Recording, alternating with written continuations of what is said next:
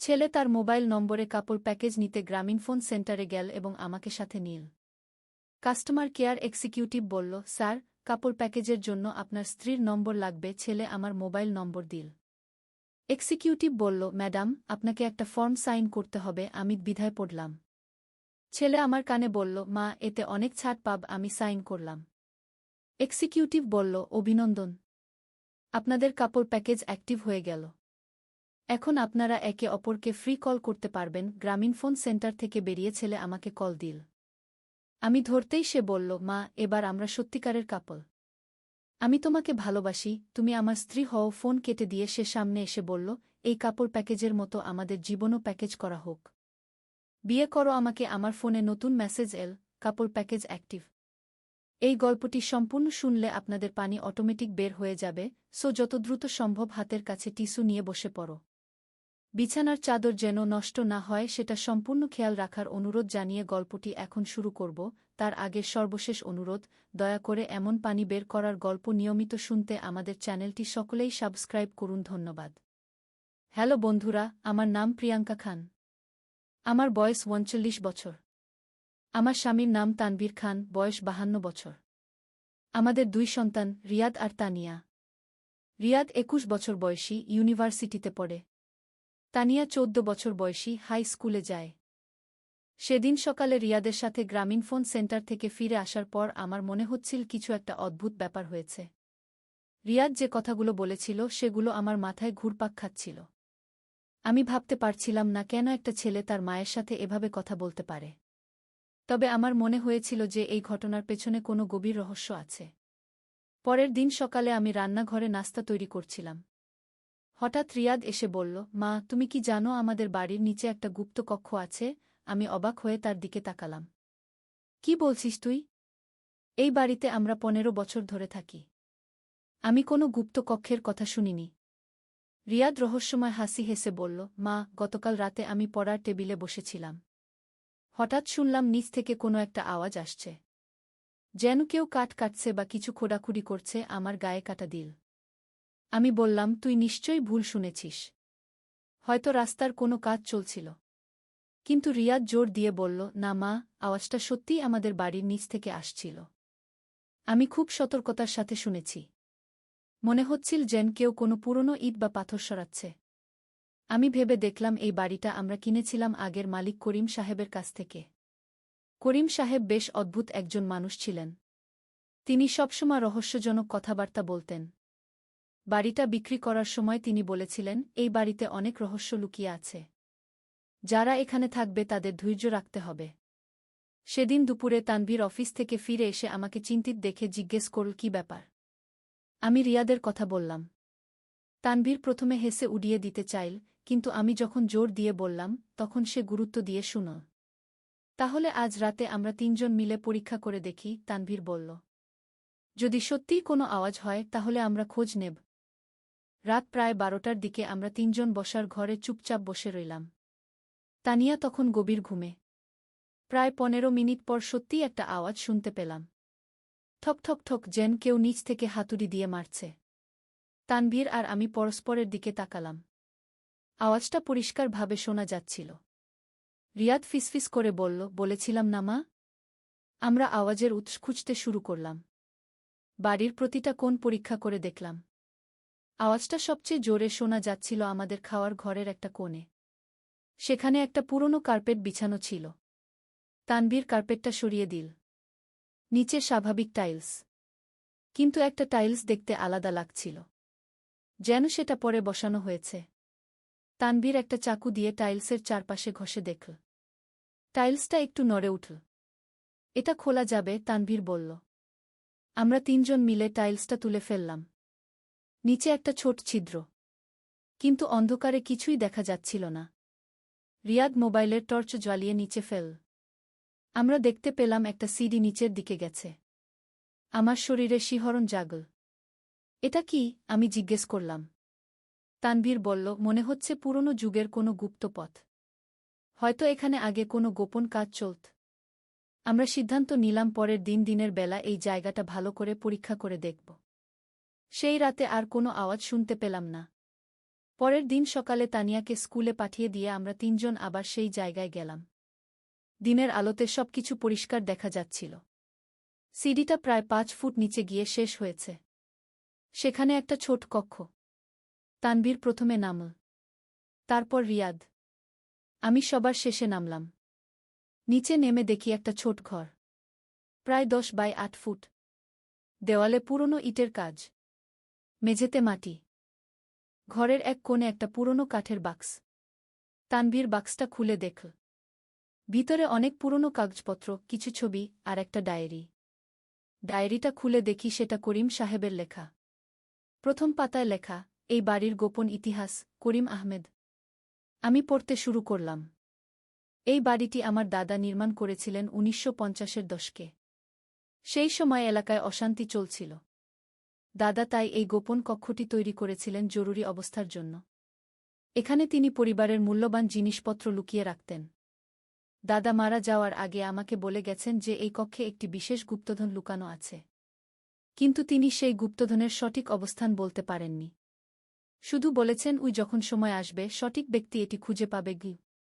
আমি বহু বছর ধরে খোঁজ করেছি কিন্তু কিছু পাইনি। হয়তো আমি সেই সঠিক ব্যক্তি নই। তাই এই বাড়িটি বিক্রি করে দিচ্ছি।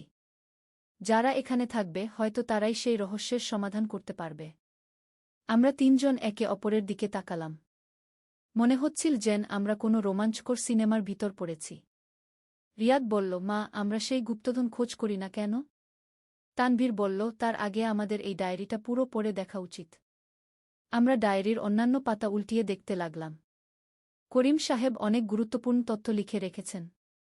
তিনি লিখেছেন যে তার দাদা একজন স্বাধীনতা সংগ্রামী ছিলেন। সেই সময় তিনি অনেক মূল্যবান জিনিস সংগ্রহ করেছিলেন যা পরবর্তী প্রজন্মের জন্য রেখে যেতে চেয়েছিলেন। একটা পাতায় একটা ছোট মানচিত্র আঁকা। মানচিত্রে এই গোপন কক্ষের একটা বিস্তারিত নকশা। দেখা যাচ্ছে যে এই কক্ষের চেয়েও আরেকটা লুকানো জায়গা আছে। তানভীর মানচিত্র অনুযায়ী দেওয়াল পরীক্ষা করতে শুরু করল। পূর্ব দিকের দেওয়ালের একটা অংশ ভিন্ন রকম শোনাচ্ছিল যখন হাতুড়ি দিয়ে টোকা মারছিল। এই জায়গাটা ফাঁকা মনে হচ্ছে, তানভীর বলল। আমরা সেই দেওয়ালের অংশটা ভালো করে পরীক্ষা করলাম। দেখতে পেলাম যে কিছু ইট একটু আলগা। তানভীর সতর্কভাবে সেই ইটগুলো সরিয়ে ফেল। ইটগুলো সরানোর পর আমরা দেখলাম একটা ছোট গর্ত। গর্তের ভিতরে একটা কাপড়ে মোড়ানো কিছু একটা। রিয়াদ হাত ঢুকিয়ে সেই জিনিসটা বের করল। কাপড়টা খুলে দেখি একটা পুরনো কাঠের বাক্স। বাক্সটা বেশ ভারী। আমরা বাক্সটা উপরে নিয়ে এলাম। খোলার আগে একটু ভেবে নিলাম, কে জানে এর ভিতর কি আছে। বাক্সটা খুলে আমরা অবাক হয়ে গেলাম। ভিতরে রয়েছে কিছু পুরনো স্বর্ণের গহনা, কিছু রূপার মুদ্রা আর একটা পুরনো বই। বইটা খুলে দেখি সেটা করিম সাহেবের দাদার ডায়েরি। সেই ডায়েরিতে লেখা আছে কিভাবে তিনি স্বাধীনতা সংগ্রামের সময় এই সব মূল্যবান জিনিস সংগ্রহ করেছিলেন। তিনি লিখেছেন, এই সব কিছু আমি ভবিষ্যৎ প্রজন্মের জন্য রেখে যাচ্ছি। যারা এই রহস্যের সমাধান করতে পারবে তারাই এগুলোর প্রকৃত মালিক হবে। তবে এই সম্পদ শুধু নিজের জন্য নয়, বরং সমাজের কল্যাণের জন্য ব্যবহার করতে হবে। আমরা বুঝতে পারলাম যে এই আবিষ্কার আমাদের জীবনে একটা বড় পরিবর্তন আনতে পারে। কিন্তু একই সাথে আমরা অনুভব করলাম যে এই সম্পদের সাথে একটা দায়িত্বও এসেছে। তানভীর বলল, আমাদের এই বিষয়ে খুব সতর্ক থাকতে হবে। প্রথমে আমরা এই সব কিছুর ঐতিহাসিক মূল্য নির্ধারণ করি। তারপর সিদ্ধান্ত নেব কী করব। পরের কয়েক সপ্তাহ আমরা অনেক গবেষণা করলাম। জানতে পারলাম যে করিম সাহেবের দাদা সত্যিই একজন নামকরা স্বাধীনতা সংগ্রামী ছিলেন। তার নাম আব্দুল করিম। তিনি অনেক ঐতিহাসিক ঘটনার সাথে জড়িত ছিলেন। আমরা একটা জাদুঘরের সাথে যোগাযোগ করলাম। তারা আমাদের আবিষ্কারে খুব আগ্রহী হল। জাদুঘরের পরিচালক আমাদের বলল যে এই জিনিসগুলো ঐতিহাসিকভাবে খুবই মূল্যবান। আমরা সিদ্ধান্ত নিলাম যে এই ঐতিহাসিক নিদর্শনগুলো জাদুঘরে দান করব। তবে কিছু অর্থ আমরা রাখব আমাদের সন্তানদের শিক্ষার জন্য। এই পুরো ঘটনার পর আমাদের পারিবারিক সম্পর্কও আরও মজবুত হল। আমরা বুঝতে পারলাম যে জীবনে অনেক সময় অপ্রত্যাশিত ঘটনা ঘটতে পারে। কিন্তু সেই ঘটনাগুলোর মোকাবেলা করতে হলে পরিবারের সবাইকে একসাথে থাকতে হয়। রিয়াদ এই ঘটনার পর আরও দায়িত্বশীল হয়ে উঠেছে। সে বুঝেছে যে জীবনে যা কিছু পাওয়া যায় সেটা শুধু নিজের জন্য নয়, বরং সবার কল্যাণের জন্য ব্যবহার করতে হয়। তানিয়া যখন এই পুরো ঘটনা জানতে পারল, সে অবাক হয়ে বলল, বাবা, আমাদের বাড়িতে এত বড় রহস্য লুকিয়ে ছিল আর আমি কিছুই জানতাম না। আমরা তানিয়াকে বুঝিয়ে বললাম যে জীবনে অনেক রহস্য থাকে, কিন্তু সেই রহস্যগুলো উন্মোচিত হয় তখনই যখন আমরা সেগুলোর জন্য প্রস্তুত থাকি। এখন আমাদের বাড়িতে সেই গুপ্ত কক্ষটি একটি ছোট জাদুঘর হিসেবে সাজিয়েছি। সেখানে আমরা আব্দুল করিম সাহেবের কিছু স্মৃতিচিহ্ন রেখেছি, আর রেখেছি তার লেখা সেই ডায়েরি। মাঝে মাঝে আমাদের বন্ধুবান্ধব এবং আত্মীয়-স্বজনরা এসে এই জায়গাটা দেখে যায়। তারা আমাদের এই আবিষ্কারের কাহিনী শুনে অবাক হয়। কিন্তু আমরা জানি যে এই ঘটনার সবচেয়ে বড় শিক্ষা হচ্ছে যে পারিবারিক ঐক্য আর সততা দিয়ে যেকোনো চ্যালেঞ্জের মোকাবেলা করা সম্ভব। আজ যখন আমি এই পুরো ঘটনার কথা মনে করি, তখন মনে হয় যেন এটা কোনো স্বপ্ন ছিল। কিন্তু আমাদের বাড়ির নিচে সেই গুপ্ত কক্ষটি প্রমাণ দেয় যে এটা সত্যিই ঘটেছিল। রিয়াদ এখন ইউনিভার্সিটিতে ইতিহাস নিয়ে পড়ে। সে বলে যে আমাদের এই আবিষ্কার তার জীবনের দিক পরিবর্তন করে দিয়েছে। সে এখন ঐতিহাসিক গবেষণায় আগ্রহী হয়েছে। তানিয়াও এই ঘটনায় খুব অনুপ্রাণিত হয়েছে। সে স্কুলে তার বন্ধুদের কাছে এই কাহিনী বলে। তার শিক্ষকরাও এই ঘটনায় মুগ্ধ। তানভীর বলে যে এই আবিষ্কারের পর আমাদের পারিবারিক বন্ধন আরও মজবুত হয়েছে। আমরা বুঝেছি যে জীবনে যতই অদ্ভুত ঘটনা ঘটুক না কেন, পরিবারের সবাই মিলে সেটার সমাধান করা সম্ভব। আজও মাঝে মাঝে রাতের বেলা আমি সেই গুপ্ত কক্ষের কথা ভাবি আব্দুল করিম সাহেবের কথা, যিনি দেশের জন্য লড়েছেন এবং ভবিষ্যৎ প্রজন্মের জন্য এই মূল্যবান উপহার রেখে গেছেন। আমাদের এই আবিষ্কার আমাকে শিখিয়েছে যে জীবনে অনেক সময় অপ্রত্যাশিত জিনিস লুকিয়ে থাকে, কিন্তু সেগুলো খুঁজে পেতে হলে আমাদের ধৈর্য, সাহস আর পারিবারিক ঐক্য থাকতে হয়। কয়েক মাস পর আমাদের কাছে আরেকটি চমক অপেক্ষা করছিল।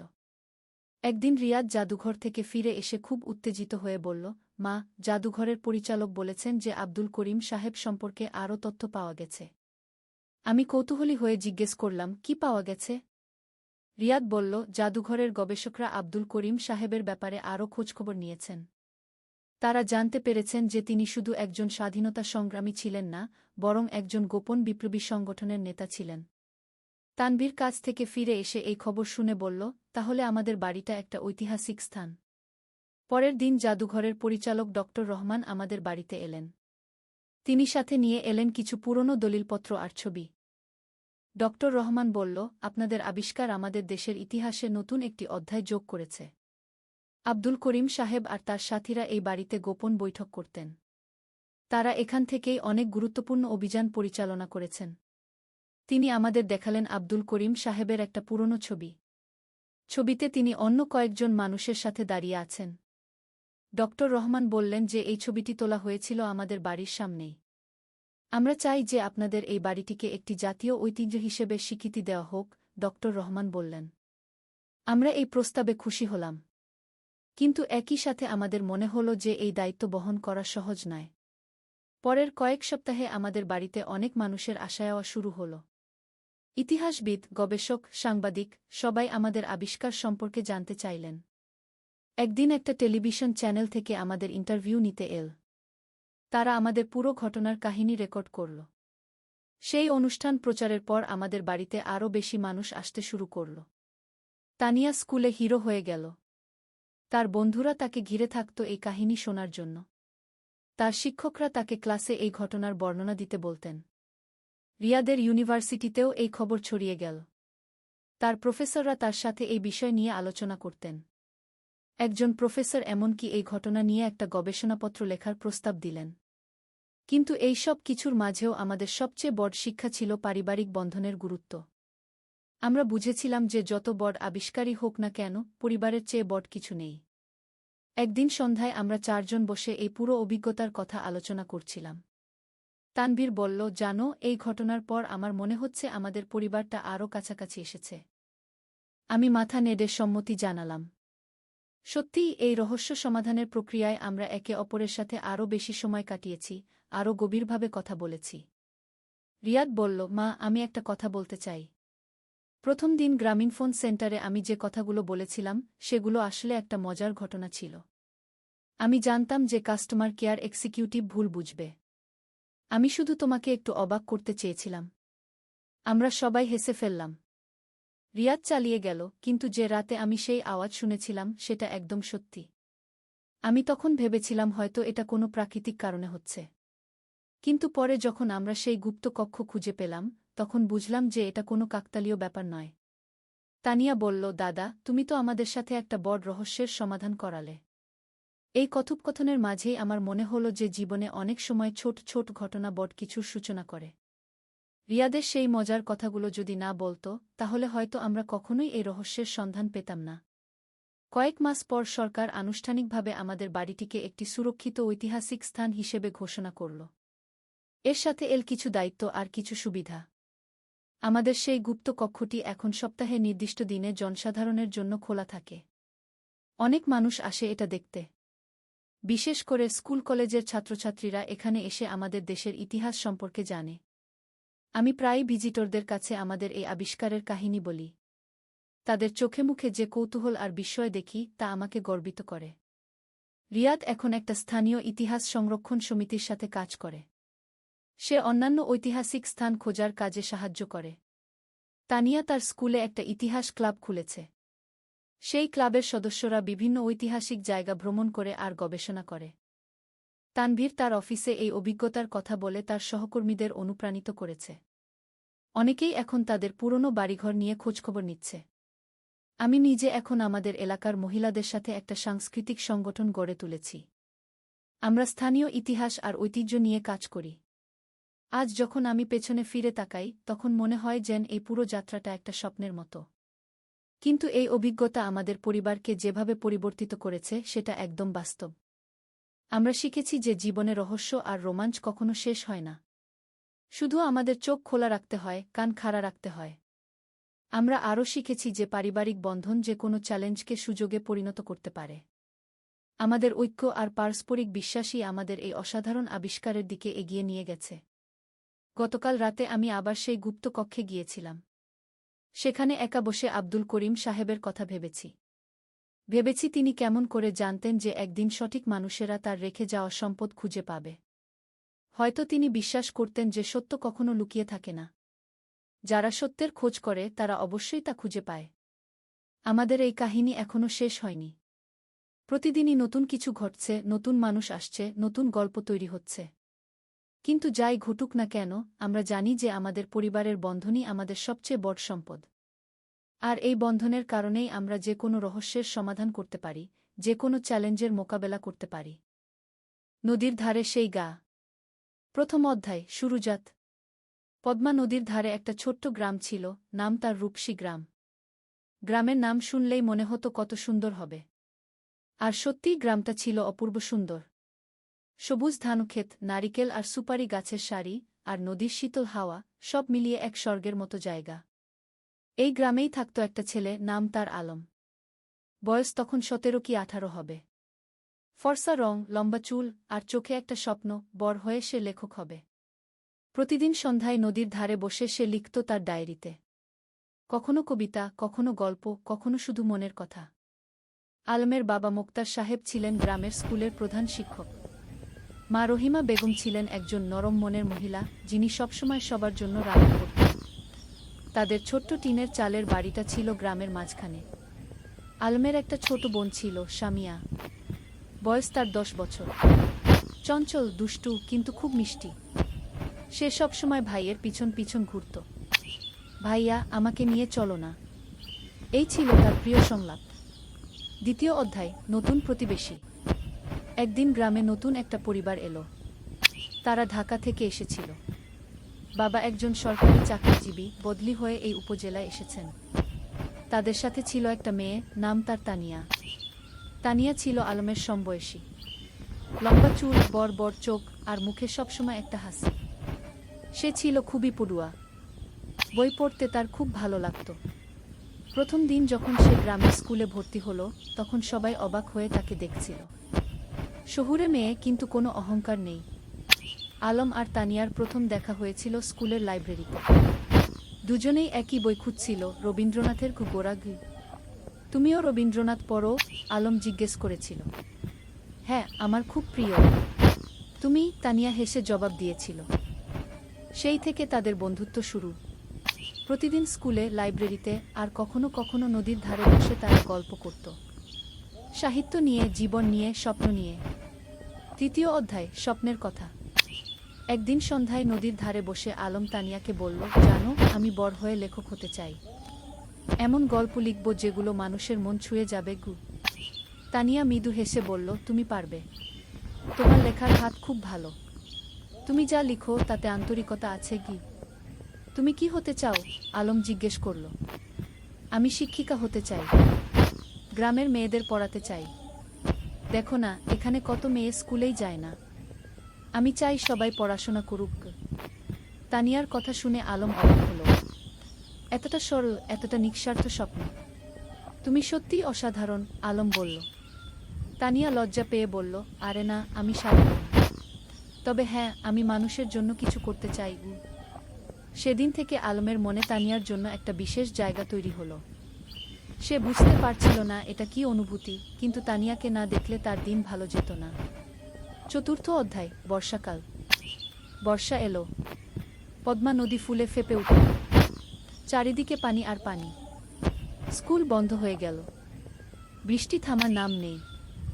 একদিন সন্ধ্যায় আলম দেখল তানিয়া তাদের বাড়ির সামনে দাঁড়িয়ে আছে, ভিজে একদম। কি হয়েছে? এভাবে বৃষ্টিতে ভিজে আসলে কেন? আলম চিন্তিত হয়ে জিজ্ঞেস করল।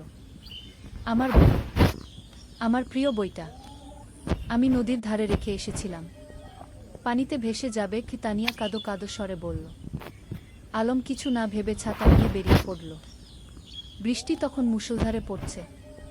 সে নদীর ধারে গিয়ে দেখল তানিয়ার বইটা একটা পাথরের নিচে চাপা পড়ে আছে, কিন্তু পানি প্রায় সেখানে পৌঁছে গেছে। সে দ্রুত বইটা তুলে নিল। সৌভাগ্যবশত বইটা পুরোপুরি ভিজেনি। সে তার শার্টের ভিতরে বইটা লুকিয়ে বাড়ি ফেলল। তানিয়া যখন বইটা পেল, তার চোখে পানি এসে গেল। তুমি এতটা করলে আমার জন্য? তুমি আমার বন্ধু। বন্ধুর জন্য এটুকু তো করাই যায়, আলম হেসে বলল। সেদিন থেকে তানিয়াও বুঝতে পারল, আলম তার কাছে শুধু একজন বন্ধু নয়, আরও বেশি কিছু। পঞ্চম অধ্যায়, গ্রামের মেলা। শরৎকাল এলো।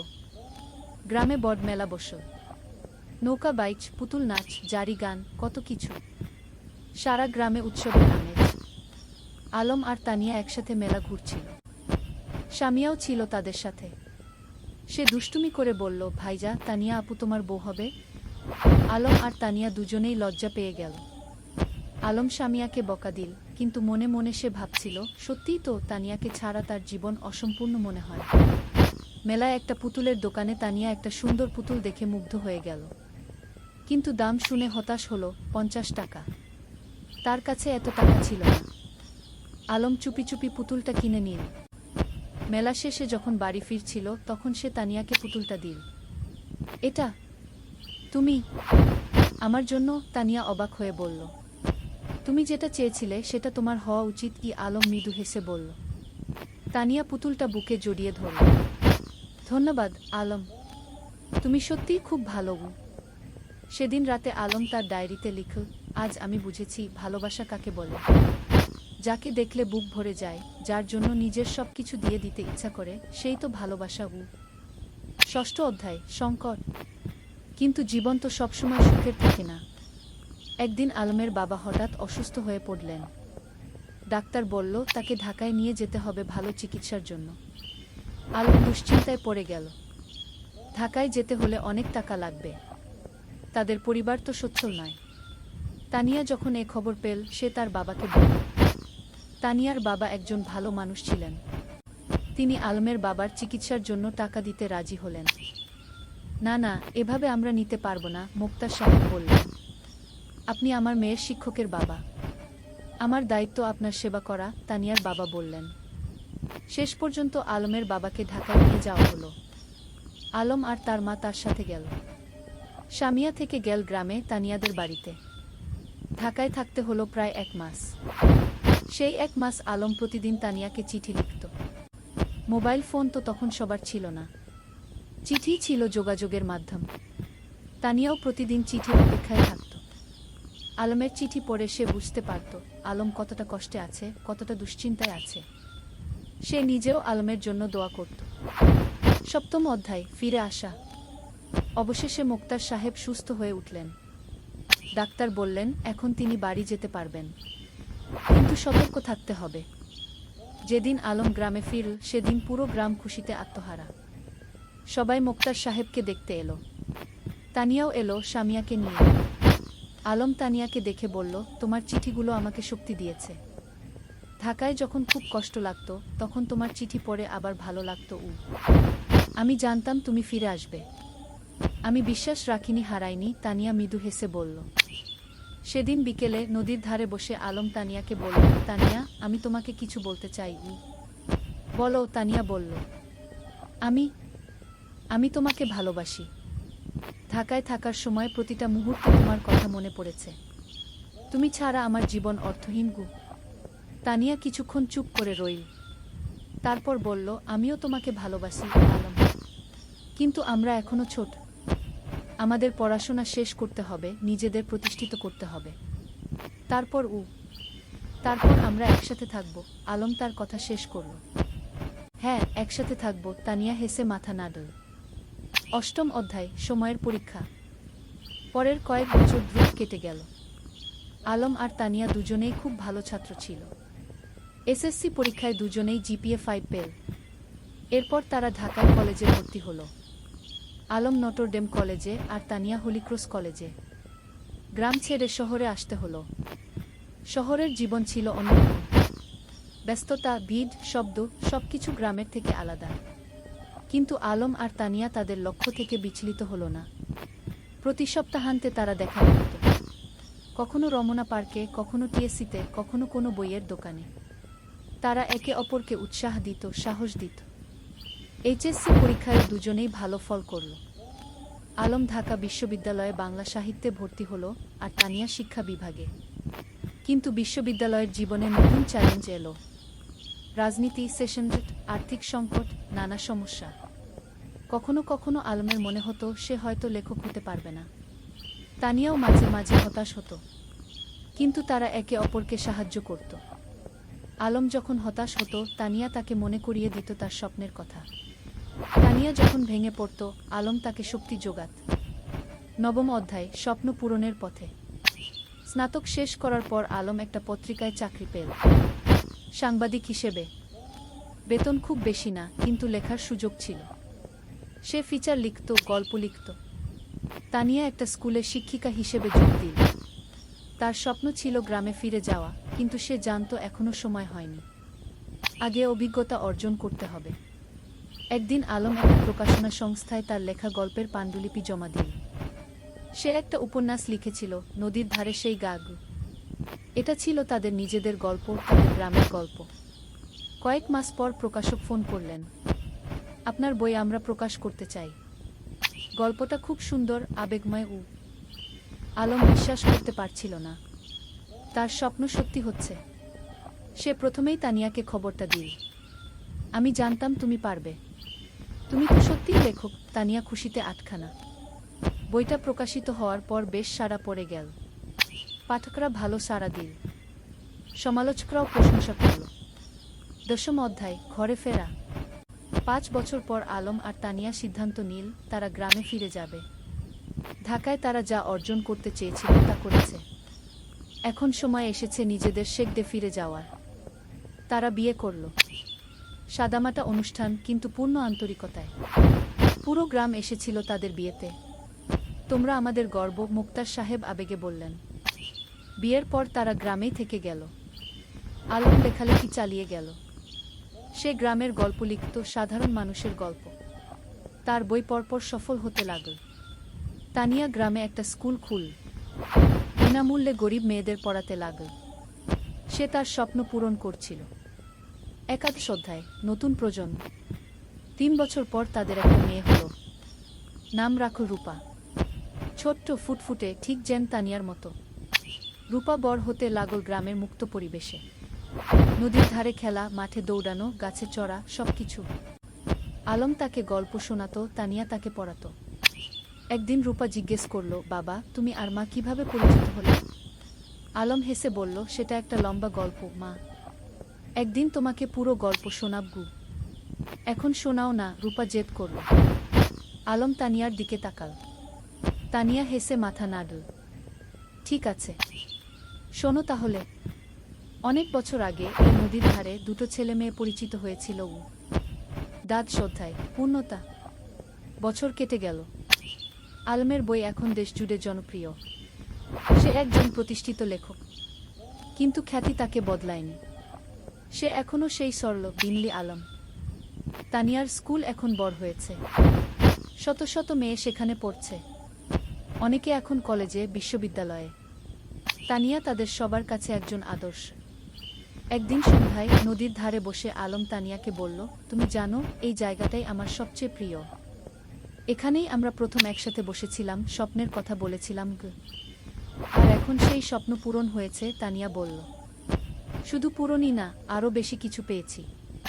তোমাকে পেয়েছি, রূপাকে পেয়েছি, এই সুন্দর জীবনটা পেয়েছি। রূপা তখন দৌড়ে এসে তাদের কোলে বসল। বাবা, আমি বড় হয়ে তোমার মতো লেখক হব। আলম হেসে মেয়ের মাথায় হাত বুলিয়ে দিল। তুমি যা হতে চাও তাই হবে মা, আমরা তোমার পাশে আছি। সূর্য তখন অস্ত যাচ্ছে নদীর ওপারে। লাল কমলা আকাশ, নদীর শীতল বাতাস আর পরিবারের উষ্ণতা, এর চেয়ে সুন্দর আর কি হতে পারে? ত্রয়োদশ অধ্যায়, গ্রামের উন্নয়ন।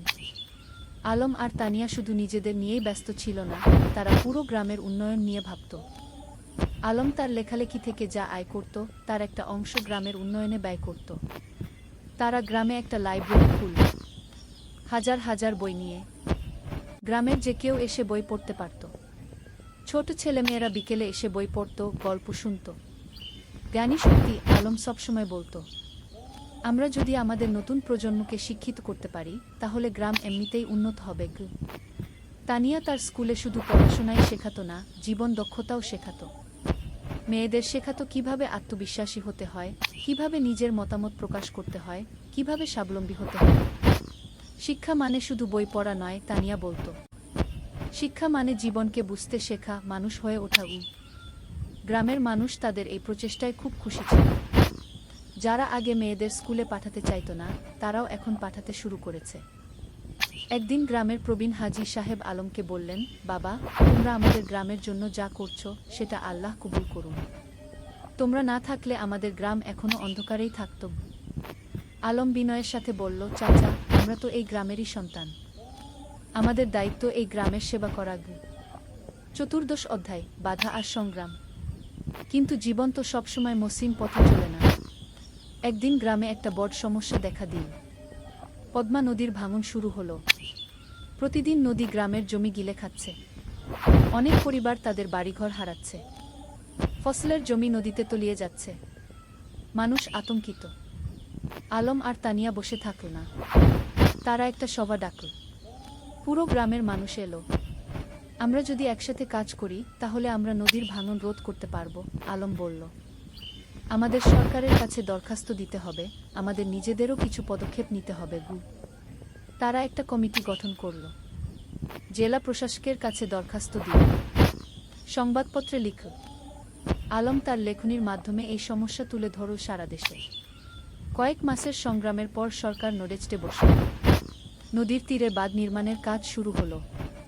ধীরে ধীরে ভাঙন থামল। গ্রামের মানুষ স্বস্তির নিঃশ্বাস ফেলল। তোমরা আমাদের গ্রামকে বাঁচিয়েছ, একজন বৃদ্ধ আলমকে আশীর্বাদ করলেন।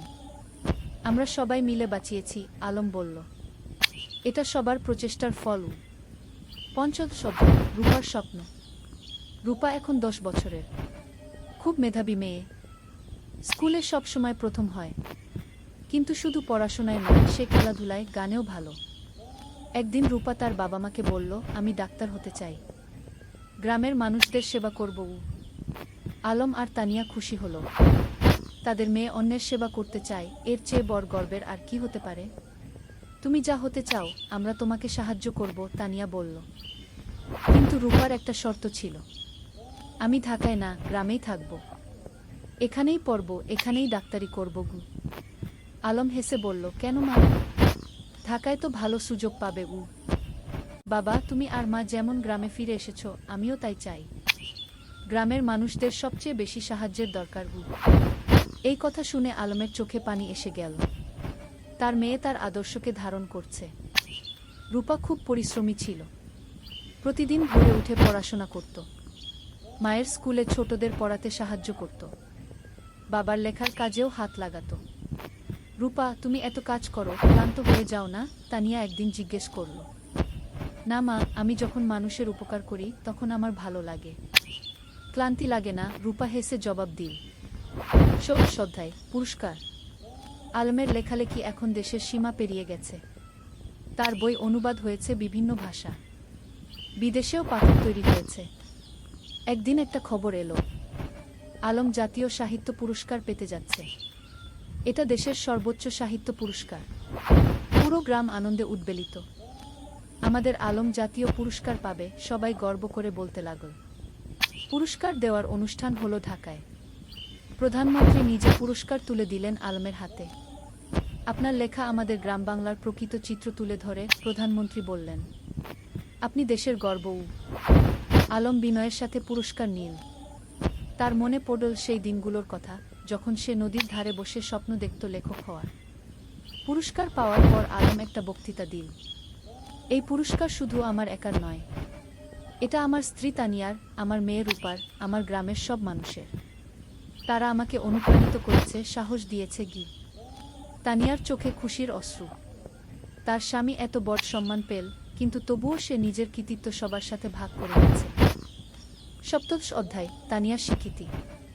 আলমের পুরস্কার পাওয়ার 1 বছর পর তানিয়াও একটা সম্মান পেল। সরকার তাকে কুশেরা শিক্ষক পুরস্কার দিল। তার স্কুল থেকে যে মেয়েরা বের হয়ে গেছে তারা এখন বিভিন্ন ক্ষেত্রে প্রতিষ্ঠিত। কেউ ডাক্তার, কেউ ইঞ্জিনিয়ার, কেউ শিক্ষক, কেউ উদ্যোক্তা। পুরস্কার নেওয়ার সময় তানিয়া বলল, আমি শুধু বীজ বপন করেছি। এই মেয়েরাই আমার আসল পুরস্কার। তারা নিজেদের প্রতিষ্ঠিত করেছে, সমাজে অবদান রাখছে। তার স্কুলের একজন প্রাক্তন ছাত্রী, যে এখন একজন সফল ব্যবসায়ী, মঞ্চে উঠে এসে বলল, ম্যাডাম না থাকলে আমি আজ এখানে থাকতাম না। তিনি আমাকে শুধু পড়াশোনাই শেখাননি, আত্মবিশ্বাস শিখিয়েছেন। রূপা তখন মঞ্চের নিচে বসে মায়ের দিকে তাকিয়েছিল, গর্বিত চোখে। আমার মা সত্যিই সেরা, সে মনে মনে বলল। অষ্টাদশ অধ্যায়, সময়ের প্রবাহ। আরও কয়েক বছর কেটে গেল। রূপা এখন 8ম শ্রেণীতে। খুব ভালো ছাত্রী। তার স্বপ্ন ডাক্তার হওয়ার, সেই স্বপ্ন এখনও অটুট। আলম এখনও লিখে যাচ্ছে। তার নতুন একটা উপন্যাস বের হলো, জোছনা রাতের স্বপ্ন। এটাও বেশ জনপ্রিয় হলো। তানিয়ার স্কুল এখন অনেক বড়। 300 জন ছাত্রী, 10 জন শিক্ষক, একটা পূর্ণাঙ্গ শিক্ষা প্রতিষ্ঠান। গ্রামটাও অনেক বদলে গেছে। এখন পাকা রাস্তা, বিদ্যুৎ, স্বাস্থ্যকেন্দ্র, সবকিছু আছে। কিন্তু গ্রামের আত্মা, সেই সারল্য, সেই ভালোবাসা, সেটা আছে অক্ষুণ্ণ। একদিন সন্ধ্যায় পুরো পরিবার নদীর ধারে বসেছিল। আলম, তানিয়া, রূপা আর সামিয়া। সামিয়া এখন বিবাহিত, তার একটা ছেলে আছে। ভাইয়া, মনে আছে যখন আমি ছোট ছিলাম, তুমি আর ভাবি এখানে বসে গল্প করতে? সামিয়া হেসে বলল। মনে আছে, আলম হেসে বলল। সেই সময়গুলো কত সুন্দর ছিল। এখনকার সময়ও কম সুন্দর নয়, তানিয়া বলল। আমরা একসাথে আছি, সুস্থ আছি, খুশি আছি, এর চেয়ে বড় সৌভাগ্য আর কি? রূপা বলল, বাবা, তোমার আর মায়ের মতো আমিও একজন ভালো মানুষকে জীবনসঙ্গী হিসেবে পেতে চাই। আলম মেয়ের মাথায় হাত রেখে বলল, তুমি পাবে মা। তবে তার আগে তোমার স্বপ্ন পূরণ করো, ডাক্তার হও, তারপর জীবনসঙ্গী খুঁজবে। 49 অধ্যায়, নতুন চ্যালেঞ্জ। রূপা এসএসসি পরীক্ষা দিল। ফলাফল বেরোলো, জিপিএ 5। পুরো গ্রাম খুশি। আলম আর তানিয়া গর্বিত। কিন্তু এখন একটা বড় সিদ্ধান্ত নিতে হবে। রূপা ডাক্তার হতে চায়, তার জন্য তাকে মেডিকেল কলেজে ভর্তি হতে হবে। কিন্তু গ্রামে তো মেডিকেল কলেজ নেই। বাবা, আমি ঢাকা মেডিকেলে ভর্তি হতে চাই, রূপা বলল। আলম একটু চিন্তিত হলো। কিন্তু তুমি তো বলেছিলে গ্রামে থাকবে। হ্যাঁ বাবা, আমি গ্রামে ফিরে আসব। কিন্তু ভালো ডাক্তার হতে হলে ভালো প্রতিষ্ঠান থেকে পড়তে হবে। আমি 5 বছর ঢাকায় থাকব, তারপর ফিরে আসব এবং গ্রামে একটা হাসপাতাল খুলব। তানিয়া বলল, মেয়েটা ঠিকই বলছে। আমরাও তো ঢাকায় গিয়ে পড়াশোনা করেছিলাম, তারপর ফিরে এসেছি। রূপা ঢাকা মেডিকেল কলেজে ভর্তি হলো। প্রথম দিকে গ্রাম ছেড়ে যেতে খুব কষ্ট হচ্ছিল, কিন্তু সে জানতো এটা তার লক্ষ্যের জন্য প্রয়োজন। আলম আর তানিয়া প্রতি মাসে ঢাকায় যেত মেয়েকে দেখতে। রূপা ফোনে প্রতিদিন কথা বলতো। 20 অধ্যায়, পরিবারের বন্ধন। 5 বছর খুব দ্রুত কেটে গেল। রূপা ডাক্তার হয়ে গেল। এমবিবিএস পাস করে ভালো ফল। এখন তার সামনে অনেক সুযোগ। ঢাকার বড় বড় হাসপাতাল তাকে চাকরির অফার দিচ্ছে। কিন্তু রূপার লক্ষ্য অন্য। বাবা, আমি গ্রামে ফিরে আসছি, রূপা ফোনে বলল। তুমি নিশ্চিত? ঢাকায় তো অনেক ভালো সুযোগ, আলম বলল। বাবা, আমার স্বপ্ন তো ঢাকায় বড় ডাক্তার হওয়া নয়। আমার স্বপ্ন গ্রামের মানুষের সেবা করা। রূপা গ্রামে ফিরে এলো। গ্রামের মানুষ তাকে মাথায় করে নিয়ে এলো। আমাদের নিজের ডাক্তার। সে একটা ছোট ক্লিনিক খুলল। বিনামূল্যে গরিব মানুষদের চিকিৎসা দিতে লাগল। যাদের সামর্থ্য আছে তারা দিত, যাদের নেই তাদের কাছ থেকে কিছু নিত না। তুমি কিভাবে চালাবে এভাবে? আলম একদিন জিজ্ঞেস করল। বাবা, তুমি তো লেখক হয়েছ মানুষের সেবা করার জন্য, মা শিক্ষিকা হয়েছে সেবার জন্য। আমিও তাই। টাকা পয়সা পরে দেখা যাবে। আলম মেয়েকে জড়িয়ে ধরল। তুমি আমাদের গর্ব। ১ অধ্যায়, নতুন সঙ্গী। রূপা যখন ক্লিনিকে ব্যস্ত তখন একদিন একজন তরুণ ডাক্তার এলো। তার নাম ফাহিম। সে ঢাকা থেকে এসেছে গ্রামাঞ্চলে স্বেচ্ছাসেবা করতে। ফাহিম আর রূপা একসাথে কাজ করতে লাগল। দুজনেই একই স্বপ্ন দেখে, গ্রামের মানুষের সেবা করা। ধীরে ধীরে তাদের মধ্যে বন্ধুত্ব হলো। তারপর সেই বন্ধুত্ব ভালোবাসায় রূপান্তরিত হলো। একদিন ফাহিম আলমের কাছে এলো। চাচা, আমি রূপাকে বিয়ে করতে চাই। আলম হেসে বলল, তুমি কি রূপাকে জিজ্ঞেস করেছ? হ্যাঁ, সে রাজি। ফাহিম লজ্জা পেয়ে বলল। তানিয়া খুশিতে আটকে না। আমার মেয়ে একজন ভালো মানুষ পেয়েছে। কি? রূপা আর ফাহিমের বিয়ে হলো। সাদামাটা কিন্তু আন্তরিক অনুষ্ঠান। পুরো গ্রাম এসেছিল। বিয়ের পর তারা দুজন মিলে ক্লিনিক চালাতে লাগল। তারা স্বপ্ন দেখে গ্রামে একটা বড় হাসপাতাল করার। ২ অধ্যায়, ৩ প্রজন্ম। ২ বছর পর রূপার একটা ছেলে হলো। নাম রাখল আয়ান। আলম আর তানিয়া দাদা দাদি হলো। দেখো আমাদের নাতি, আলম আবেগে বলল। তানিয়া শিশুটিকে কোলে নিয়ে বলল, এই শিশু আমাদের ভবিষ্যৎ। এর জন্যই তো আমরা এত কাজ করছি। এখন বাড়িতে ৩ প্রজন্ম। আলমতানিয়া, রূপা, ফাহিম আর ছোট্ট আয়ান। প্রতিদিন সন্ধ্যায় তারা একসাথে বসে। আলম গল্প বলে, তানিয়া গান শোনায়, রূপা দিনের কাজের গল্প বলে। একদিন আয়ান যখন একটু বড় হলো সে জিজ্ঞেস করল, দাদু তুমি কি করো? আলম হেসে বলল, আমি গল্প লিখি। না তবু আমাকে একটা গল্প বলো না? ঠিক আছে, শোনো তাহলে। অনেক বছর আগে এই নদীর ধারে কি। আর এভাবেই চলতে থাকে জীবনের গল্প প্রজন্ম থেকে প্রজন্মে। ২৩ অধ্যায়, উত্তরাধিকার। আলম এখন ৬০ পেরিয়ে গেছে। চুলদাড়ি পেকে গেছে, কিন্তু লেখার হাত এখনো অক্ষুণ্ণ। সে এখনো প্রতিদিন লেখে। তানিয়াও এখন অবসর নিয়েছে স্কুল থেকে, কিন্তু মাঝে মাঝে যায় ছাত্রীদের সাথে দেখা করতে। একদিন আয়ান, যে এখন ৫ বছরের, দাদুকে জিজ্ঞেস করল, দাদু তুমি কত বই লিখেছ? প্রায় ২০টা, আলম বলল। আমিও বড় হয়ে লেখক হব, আয়ান বলল। রূপা হেসে বলল, তুমি যা হতে চাও তাই হবে কি? আলম নাতিকে কোলে নিয়ে বলল, লেখক হওয়া মানে শুধু বই লেখা নয় বাবা। লেখক হওয়া মানে মানুষের কথা বলা, সত্য বলা, ভালোবাসা ছড়িয়ে দেওয়া। কি? আমি সব করব, আয়ান উৎসাহিত হয়ে বলল। তানিয়া নাতিকে আদর করে বলল, তুমি করবে, আমরা জানি। ২৪ অধ্যায়, গ্রামের হাসপাতাল। রূপা আর ফাহিমের স্বপ্ন ছিল গ্রামে একটা বড় হাসপাতাল খোলা। তারা কয়েক বছর ধরে টাকা জমিয়ে রাখছিল। আলমও তার রয়্যালটির একটা অংশ দিয়েছিল। অবশেষে সেই দিন এলো। তারা একটা ৩ তলা হাসপাতাল তৈরি করল। নাম দিল রূপসী হাসপাতাল। উদ্বোধনের দিন পুরো জেলা থেকে মানুষ এলো। স্বাস্থ্যমন্ত্রী নিজে এসে উদ্বোধন করলেন। এই হাসপাতাল শুধু একটা স্বাস্থ্যসেবা কেন্দ্র নয়, মন্ত্রী বললেন, এটা একটা স্বপ্নের বাস্তবায়ন। ডা রূপা আর ডা ফাহিম যা করেছেন সেটা অনুকরণীয়। হাসপাতালে ১০টা বেড, অপারেশন থিয়েটার, ল্যাবরেটরি, সবকিছু আছে। আর সবচেয়ে বড় কথা, গরিবদের জন্য বিনামূল্যে চিকিৎসার ব্যবস্থা। আলম গর্বে বুক ফুলিয়ে বলল, আমার মেয়ে যা করেছে আমি কলম দিয়ে তা করতে পারিনি। তুমি কলম দিয়ে মানুষের মন ছুঁয়েছ, আমি হাত দিয়ে মানুষের শরীর সারাচ্ছি। দুটোই সমান গুরুত্বপূর্ণ, রূপা বলল। ২৫ অধ্যায়, প্রত্যাবর্তন। একদিন গ্রামে একটা আশ্চর্য ঘটনা ঘটল। যে ছেলেটা ৩০ বছর আগে গ্রাম ছেড়ে আমেরিকায় গিয়েছিল সে ফিরে এলো। তার নাম জামিল। সে আমেরিকায় একজন সফল ব্যবসায়ী, কিন্তু বয়স হয়েছে, এখন শেখদে ফিরতে চায়। জামিল আলমের সাথে দেখা করতে এলো। আমি তোমার বই পড়েছি আমেরিকায় বসে। সেই বই পড়ে আমার গ্রামের কথা মনে পড়ে গেল, তাই ফিরে এলাম। স্বাগতম, আলম হাসি মুখে বলল। জামিল বলল, আমি এই গ্রামের জন্য কিছু করতে চাই। তুমি কি পরামর্শ দাও? আলম ভাবল একটু, তারপর বলল, গ্রামে একটা কারিগরি প্রশিক্ষণ কেন্দ্র করো। যুবকদের হাতে কলমে কাজ শেখাও, তাহলে তারা চাকরি পাবে, স্বাবলম্বী হবে। জামিল খুশি হল। চমৎকার আইডিয়া। কয়েক মাসের মধ্যে একটা কারিগরি প্রশিক্ষণ কেন্দ্র খোলা হলো।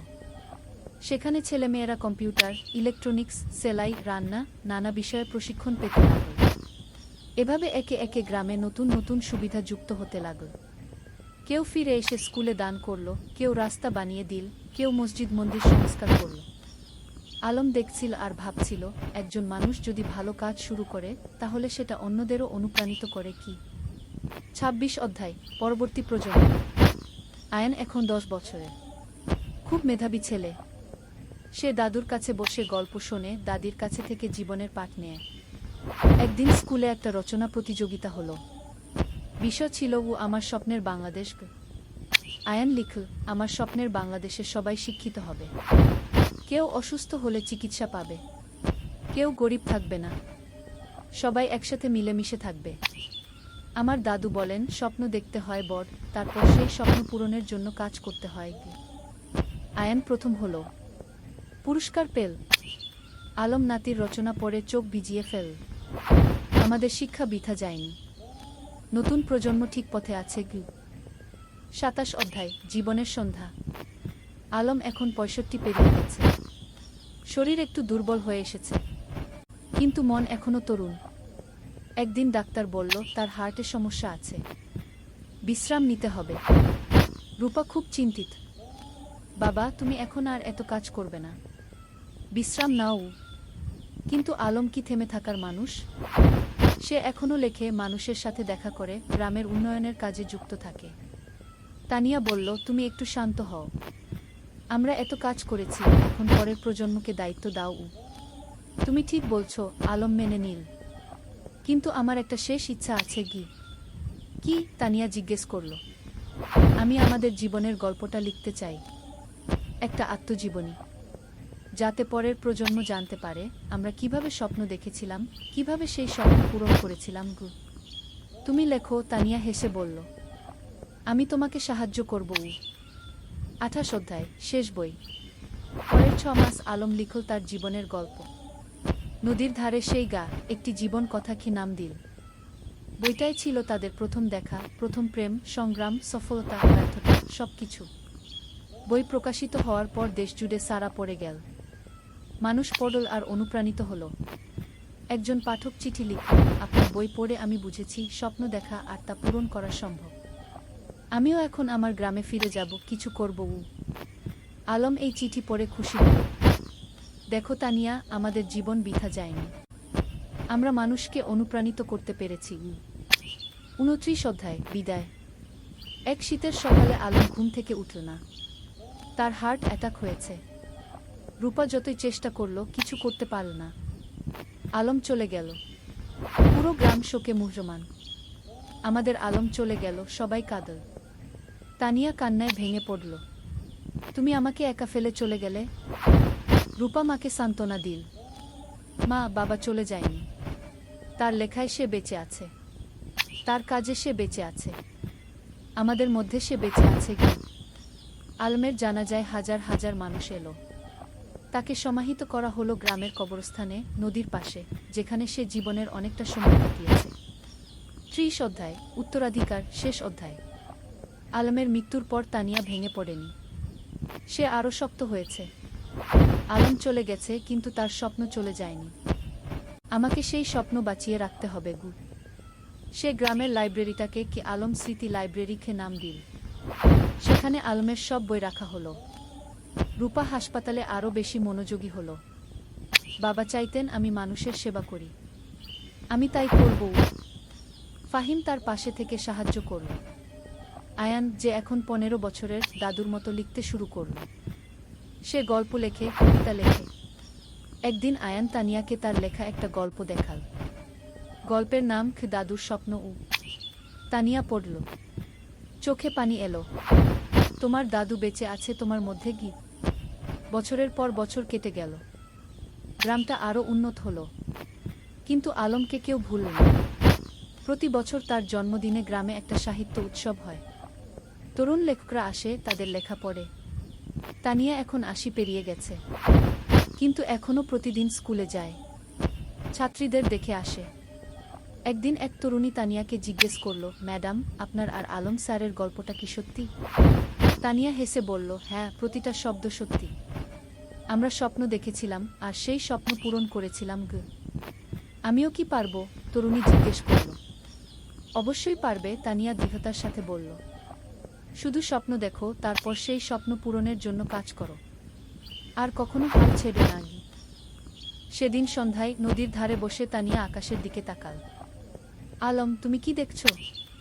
আমরা যা শুরু করেছিলাম তা এখনো চলছে। তোমার স্বপ্ন বেঁচে আছে গি। নদীর জল কুলকুল করে বয়ে যাচ্ছে। বাতাসে যেন আলমের কণ্ঠস্বর ভেসে এলো, আমি জানতাম তুমি পারবে। আমরা একসাথে এই স্বপ্ন দেখেছিলাম, তুমি তা বাঁচিয়ে রেখেছ। ধন্যবাদ তানিয়া গু। তানিয়া হাসু, চোখে পানি কিন্তু মুখে হাসি। ধন্যবাদ তোমাকে আলম, তুমি আমার জীবনকে অর্থবহ করেছিলে গি। সমাপ্তি। এই ছিল আলম আর তানিয়ার গল্প। দুটো সাধারণ মানুষ যারা অসাধারণ স্বপ্ন দেখেছিল। আর সেই স্বপ্ন শুধু নিজেদের জন্যই ছিল না, ছিল সবার জন্য। আজও রূপসী গ্রামে যদি যাও, দেখবে আলম স্মৃতি লাইব্রেরি, তানিয়া বালিকা বিদ্যালয়, রূপসী হাসপাতাল, সবকিছু দাঁড়িয়ে আছে। এগুলো শুধু ভবন নয়, এগুলো স্বপ্নের বাস্তবায়ন। আর নদীর ধারে, যেখানে একদিন দুটো তরুণ তরুণী বসে স্বপ্ন দেখেছিল, সেখানে এখন একটা ফলক লাগানো আছে। তাতে লেখা, যেখানে স্বপ্ন শুরু হয়েছে। আলম ও তানিয়া, দুই স্বপ্নদ্রষ্টা, দুই সেবক, যারা প্রমাণ করেছেন স্বপ্ন দেখলে এবং কাজ করলে সবকিছুই সম্ভব। শিক্ষা, জীবনের স্বপ্ন দেখো বড়, তারপর সেই স্বপ্ন পূরণের জন্য নিরলসভাবে কাজ করো। নিজের জন্য নয়, সবার জন্য কিছু করার চেষ্টা করো। তাহলেই জীবন সার্থক হবে।